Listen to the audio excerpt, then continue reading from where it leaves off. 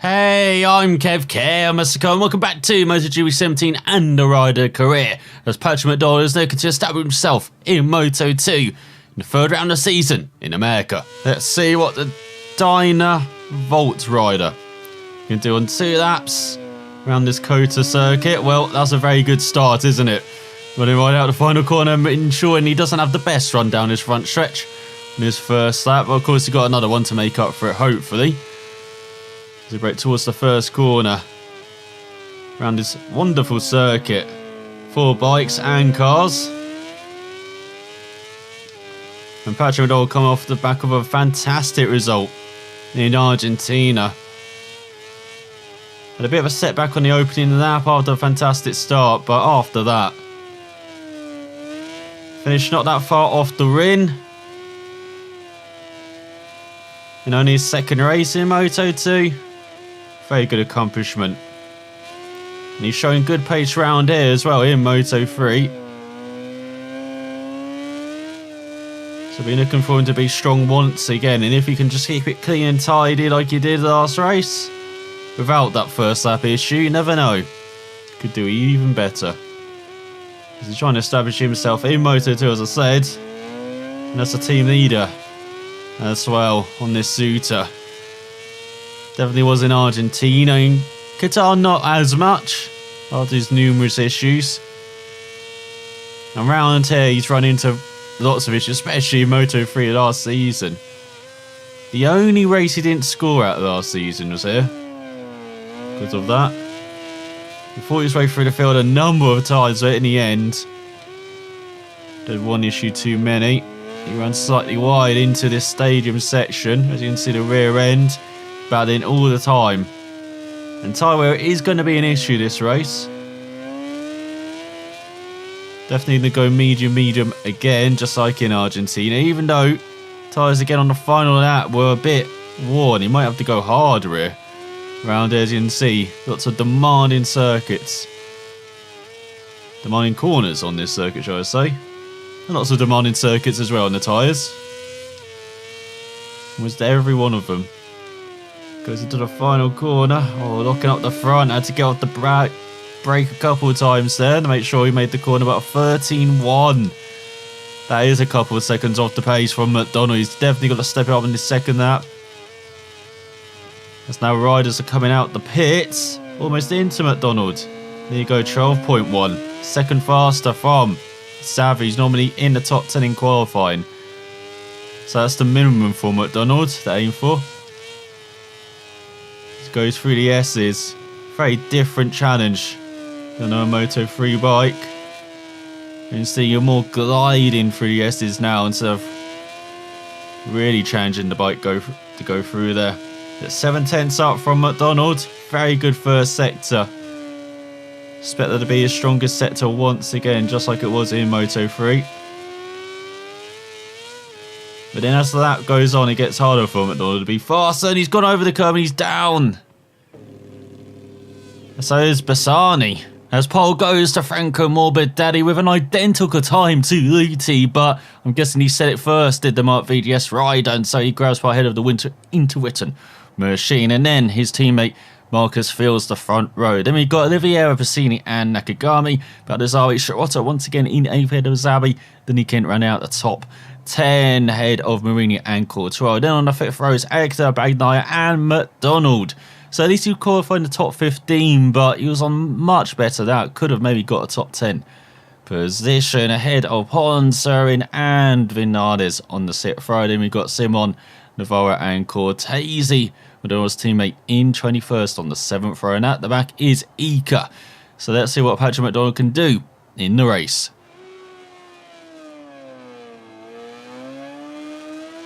As we look at the grid, pretty happy second row, even happier than the first row. And it's like Mark is a bit startled that he's on the front row. In third, as we go further down the field, there is Green still in 15th ahead of Pons, and in there is Cortese in 21st. Pretty happy with that is Sandro. But let's see if we can race a bit better than 21st, grab some points for the team. So here we are on the grid, we're out the engine, wait for the lights to appear. And go out for this 5-lap race. And a fantastic start for McDonald. Already aiming for the top 10. As he breaks towards the first corner, really diving it down the inside. And up into fourth. How about that for outbraking? Now looking down the inside of Marquez for third. Oh, Marquez holds it round the outside. Then McDonald down the inside into the S-bends. Grabs it back. Well, he's a bit out of shape, we can see line-wise. Now as Marquez go back round his outside, McDonald holds on to third. That is how you start a race. So it's ahead of Morbidelli. Marquez grabbing the lead ahead of his teammate. Morbidelli with the poor start. We've got Luti in second. For how much longer? Look at that, McDonald have a little look. He's go over the crest for the back end. Gets a bit light. McDonald looking to the outside of Luti. Heading on to the back straight now, looking into the inside, into the hairpin. Slots into second. And now he's getting a slipstream from Marquez. Can McDonald grab the lead on his opening lap of this 5-lap race? He's getting a slipstream, but not good toe. In the side, it looks like Luti might be getting a better toe behind. McDonald breaks into the left-hander. Blocking from Luti's Morbidelli and Pacini. The Italians are battling for fourth. Here's the battle for the lead between the Spaniard and the Kenyan. And we've got a Swiss rider in third for a German team. Just like McDonald is riding for a German team. There's Luti looking down the inside into... Oh! The left-hander, but look at that defence from McDonald. And now he's launching into this reverse turn 8. As all Marquez goes wide, as Doe goes savvy. As McDonald goes very wide. Into an ultimate corner, gets a time penalty, a couple of 10, sliding wide. In the penultimate corner, still holds on to second though, behind Marquez. He takes the lead in the final corner, very bashful from McDonald, but he leads across the line somehow. Even with that couple of 10 spend, he would still be winning the race at the end of it. With that gap, as he head into the first sector. It all went off of that final sector, didn't it? First Savvy going down to McDonald, exploring this Kota circuit. But Samuel in that final corner, making his way past Marquez and into the lead, and now being a bit more careful through these S-bends on the second lap. He's a bit ragged on the opening lap. Let's see if he's calmed down. Now that he leads, doesn't have to force his way through the field. From 15th to 1st in a single lap. One of his greatest laps from McDonald. Fantastic start. Now let's see if he can pull away from the Mark VDS and Intuitive machines behind. Let's see what this suit is made of. Notice of the tyre wear. It's pretty decent as well. As Morbidelli past Luti for third. So Luti dropping back. Now we've got the Mark VDS twins behind Marquez and Morbidelli. But look at that. Almost 3/4 of a second behind already. As he approach 180 miles per hour down this back straight. Braking very early for the left-handers, McDonald. Still slips wide as now Morbidelli with the slipstream gets past Marquez as well. The Italian on a charge on this second lap. As that's much tighter from McDonald in this complex. In his qualifying effort. Rear end starting to get out in the final corner. And look at this, Morbidelli going for the lead from fourth.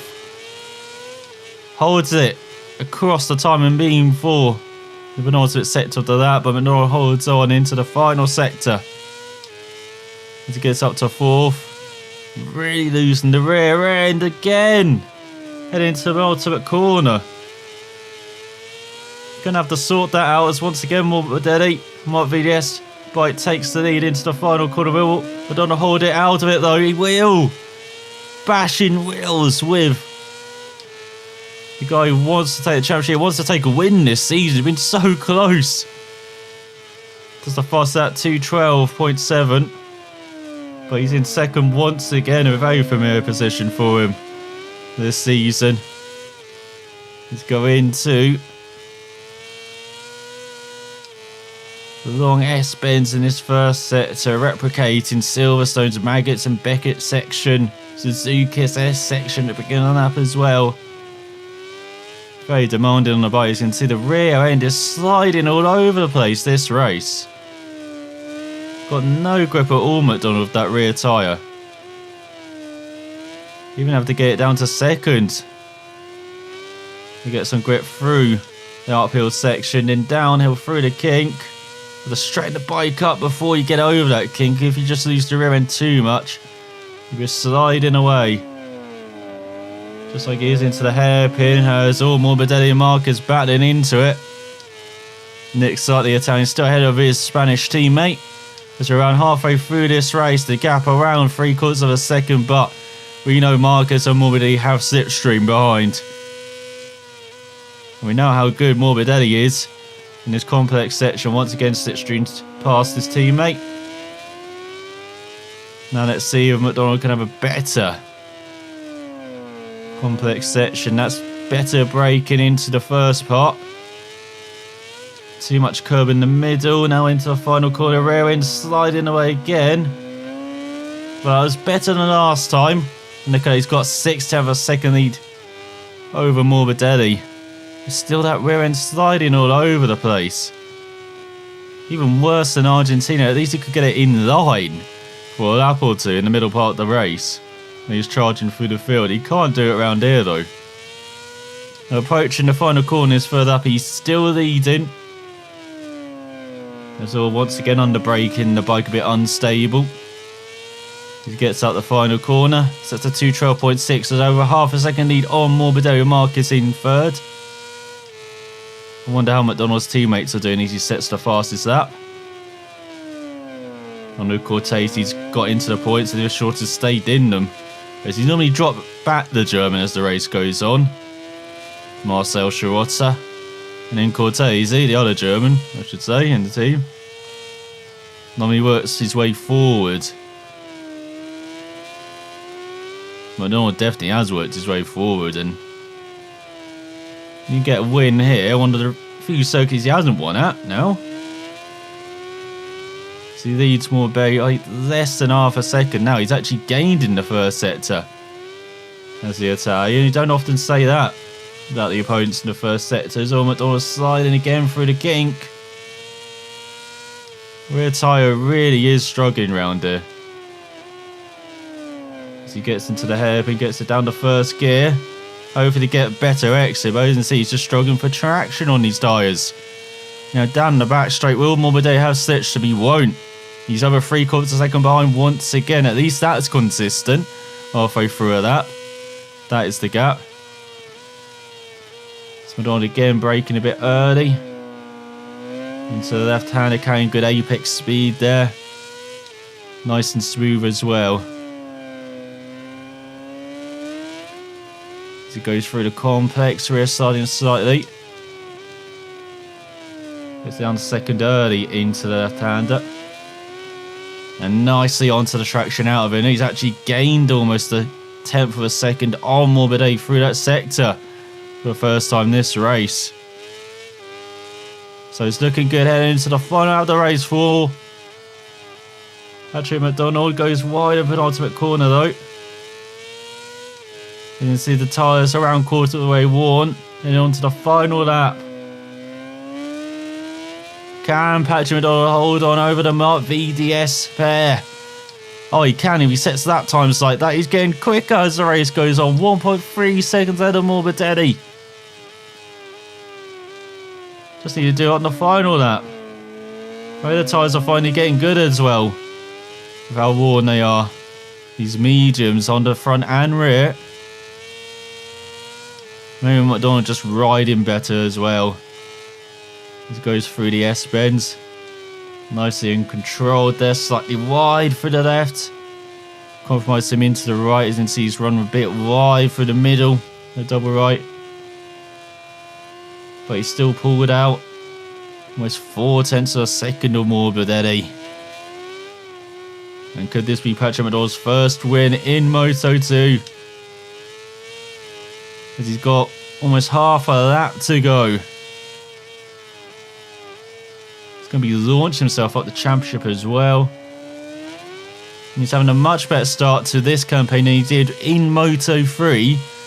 And remember how he romped it in the second half of the season. If he displays similar increases in pace during the first half of the season, then dominance in the second, watch out. Morbidelli, Marquez, Oliveira, Luti, Piscini. Oh, he's down though. And the left-hander. Get going, McDonald. He's dropped to third. And he's down again. What? The bike's just gone to hell on the final lap. He's down to sixth from being dominant, from winning for such a long time. Now the bike's sliding. Into left to holding off from Piscini. Got Baldassari in front. Got Luti in front. What is happening on this final lap? Bike's just falling apart.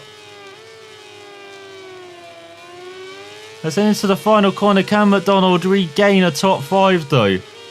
Leaking down the inside of Baldassari, down the inside of Luti, not quite down the inside of the Swiss rider, but he gets the Italian, he gets 5th.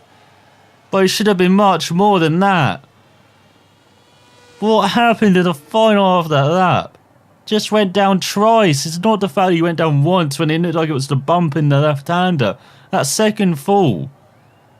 Just behind Marcus, just losing the front end. He's down to sit because of that time penalty by 41 thousandths of a second, despite doing the fastest lap, nearby over a second into the final lap, through no fault of his own, really. Really, McDonald finishes in 6th when he should have won.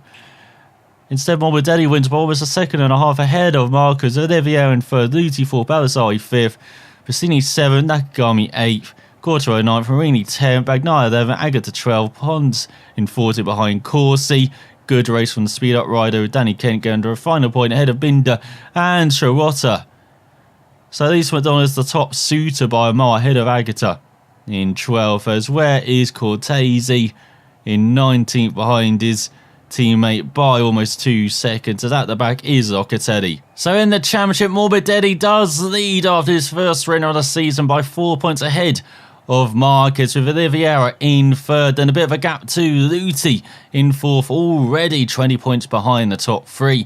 Bassini in 5th, Baldassari 6th, McDonald up to 7th, but it should have been so much more. He should have been in 4th place, perhaps ahead of Luti instead of up to 7th. 42 points behind Morbidelli, and level on points with Nakagami, with Bagnaia down to 9th, then Marini into the top 10 ahead of Xavi, and then Quartaro ahead of Agata in 12th, with Kent down to 14th, Corsi in 15th, Pons up to 16th ahead of Raffin, with Surin down to 18th, the final point score of the season so far, with Binder in 19th, as there's Shirota in 21st, Cortese in 23rd, and Ika at the back. As in constructors stand, ends Calax lead by 13 points ahead of KTM, with Suter in 3rd, 16 points ahead of Tech 3, with Speed Up in 5th with 5 points. So he achieved the race objective, a very good reputation weekend for McDonald, but a painful ending to that race, as it's still a good result, 6th place,